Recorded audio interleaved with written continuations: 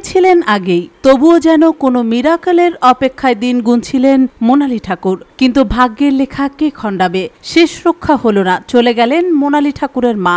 গত 18 দিনের লড়াই শেষ করে না ফেরার দেশে অভিনেতা শক্তি ঠাকুরের স্ত্রী। শিকল ছিঁড়ে গেছে, অবশেষে কষ্টের অবসান। দুপুর 2:10 মা স্থির হয়ে গেছে। মাকে হারানোর যন্ত্রণা বুকে চেপে শুক্রবার বিকালে মায়ের মৃত্যু সংবাদ সামনে আনলেন মোনালির দিদি মেহুলি।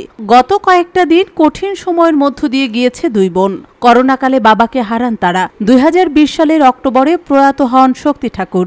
3 বছর 8 মাসের ব্যবধানে মাকে হারালেন মোনালি মেহুলি। অভিভাবকহীন হয়ে পড়লেন দুই বোন।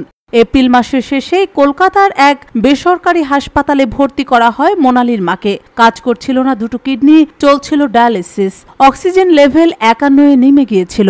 4 দিন আগে বাইপ্যাপ সাপোর্টে রাখা হয় শক্তি ঠাকুর ঘরণীকে। বুধবার রাতে চিকিৎসকরা শেষ জবাব দিয়েছিলেন। মায়ের লাইফ সাপোর্ট খুলে ফেলার কঠিন সিদ্ধান্তের কথাও ইনস্টাগ্রামে জানান মোনালি।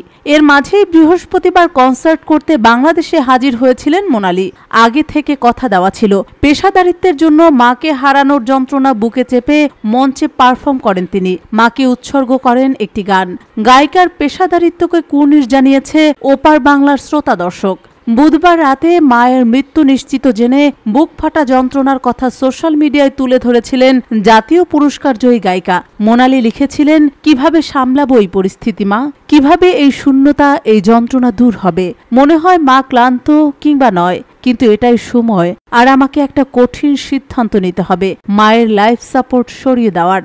মোনালি আরও লিখলেন, এই কঠিন পরিস্থিতিতে কিভাবে লড়তে হয় তা কেন শেখাওনি মা তুমি? অসহায় লাগছে, কি করব বুঝতেই পারছি না। মা তুমি শান্তিতে থেকো, কিন্তু তোমাকে ছাড়া আমার জীবনটা কেমন ভাবে চলবে? কোথায় রয়ে গেলাম মা আমি? এবার কি করব? আমার মা, আমার শিকড়, আমার সব।